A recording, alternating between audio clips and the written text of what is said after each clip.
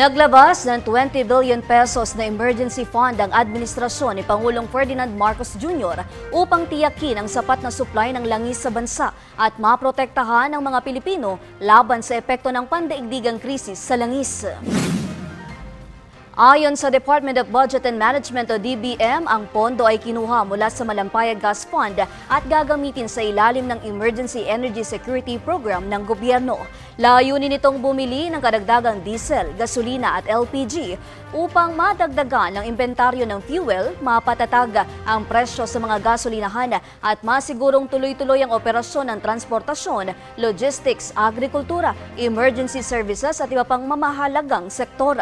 Sinabi naman ng Kamara na handa itong suportahan ang hakbang sa pamamagitan ng mabilis na aksyon at oversight. Tiniyak ng PNP ang maayos na pagpapatupad ng mga regulasyon habang kinilala ng Armed Forces of the Philippines ang kahalagahan nito sa pambansang seguridad. Samantala, inihayag naman ng Pangulo na kanyang lalagdaan bago matapos ang araw na ito ang panukalang batas na magbibigay sa kanya ng emergency powers upang suspendihin o bawasan ang excise tax sa langis. Siguro, by the end of today, I will be able to sign that into law already. Ngayon, titignan ngayon natin kailan ang pinakamagandang oras, when is the best time to use that new authority. Because there are conditions within the law